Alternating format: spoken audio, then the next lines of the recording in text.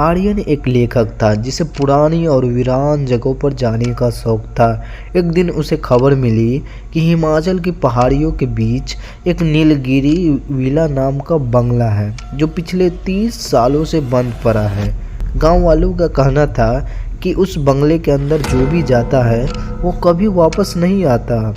आर्यन ने इसे अपनी अगली किताब का विषय बनाने का फैसला किया।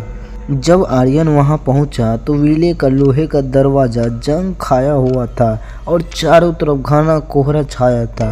उसने अंदर कदम रखा। घर की हवा में एक अजीब सी भारीपन थी, जैसे कोई उसे लगातार देख रहा हो। गूंजती आवाज़ें। रात के 12 बज रहे थे। आर्यन हॉल में अपनी डायरी लिख रहा था। तभी उसे ऊपर की मंजिल से किसी के चलने की आवाज़ सुनाई दी, जैसे कोई गीले पैरों से चल रहा हो। वह टॉर्च लेकर ऊपर गया। वहां एक कमरा था जिसके दरवाजे पर ताला लगा था। जैसे ही वह दरवाजे के पास पहुंचा, अचानक आवाज़ बंद हो गई। उसने कान लगाकर सुना। अंदर से एक सुरीली लेकिन उदास आवाज़ में कोई गुनगुना रहा था। वह एक लोरी था। आर्यन ने हिम्मत जुटाई और कंधे से धक्का देकर दरवाज़ा खोल दिया। उसने देखा कमरा खाली था।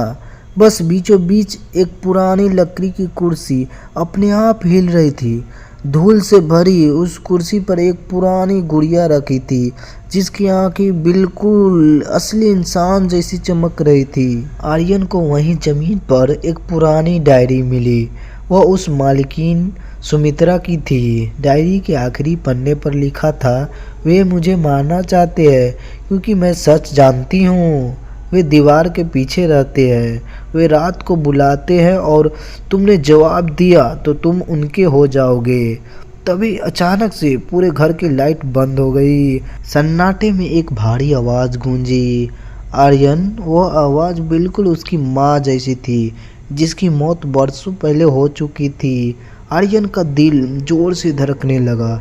वह जानता था कि यह सच नहीं है, लेकिन आवाज़ इतनी सगी थी कि उसके कदम अपने आप उसके तरफ बढ़ने लगे जहाँ से आवाज़ आ रही थी। आर्यन भाग कर नीचे की ओर आया, लेकिन वह जिस भी दरवाजे को खोलता वह वापस उसी कमरे में पहुंच जाता जहां वह हिलती हुई कुर्सी थी। वह एक टाइम लूप में फंस चुका था। अचानक उसे दीवार के बड़े आईने में अपनी परछाई दिखी, लेकिन उसकी परछाई वह नहीं कर रही थी जो आर्यन कर रहा था।